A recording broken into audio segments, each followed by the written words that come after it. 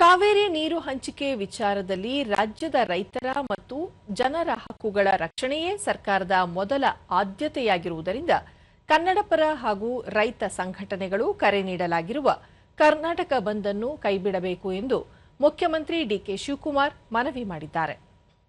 ಸರ್ವಪಕ್ಷ ಸಭೆಯ ಬಳಿಕ ಸುದ್ದಿಗೋಷ್ಠಿಯಲ್ಲಿ ಅವರು ರಾಜ್ಯದ ಹಿತಾಸಕ್ತಿಗೆ ಧಕ್ಕೆಯಾಗದಂತೆ ಕಾನೂನು ಚೌಕಟ್ಟಿನ ಅಗತ್ಯ ಕ್ರಮ ಕೈಗೊಳ್ಳುತ್ತೇವೆ, ರೈತರು ಸಹನೆಯಿಂದಿರಬೇಕು ಎಂದು ಮನವಿ ಮಾಡಿದ್ದಾರೆ.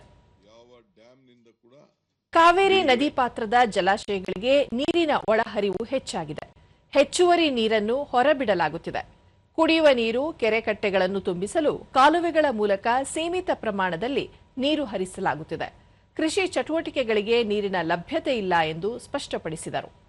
ಸರ್ವಪಕ್ಷ ಸಭೆಯಲ್ಲಿ ಕೇಳಿಬಂದಿರುವ ಸಲಹೆಗಳ ಬಗ್ಗೆ ಕಾನೂನು ತಜ್ಞರ ಜೊತೆ ಚರ್ಚಿಸಿ ಸಂಪುಟದಲ್ಲಿ ಸೂಕ್ತ ತೀರ್ಮಾನ ಕೈಗೊಳ್ಳಲಾಗುವುದು.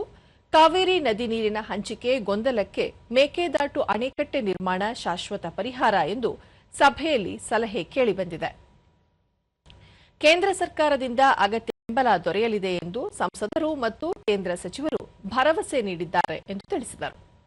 ಸದಸ್ಯರು ಮತ್ತು ಎಲ್ಲ ವಿರೋಧ ಪಕ್ಷದ ನಾಯಕರು ಎಲ್ಲರೂ ಕೂಡ ಸರ್ಕಾರಕ್ಕೆ ನಾವು ಒಮ್ಮತದ ನಿಮ್ಮ ತೀರ್ಮಾನಕ್ಕೆ ನಾವು ಬದ್ಧರಾಗಿದ್ದೇವೆ.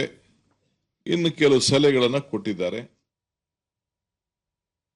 Mekedatu that is the permanent solution ಏನು ಈಗಾಗಲೇ ಸುಪ್ರೀಂ ಕೋರ್ಟ್ ಜಡ್ಜ್ಮೆಂಟ್ ಕೊಟ್ಟಿದೆ, ಸೆಂಟ್ರಲ್ ಗವರ್ಮೆಂಟ್ ಅವರು ಏನು ರಿಪ್ಲೈ ಮಾಡಿದೆ ಅದೆಲ್ಲ ಗಮನದಲ್ಲಿ ಇಟ್ಕೊಂಡು you should go, don't waste time.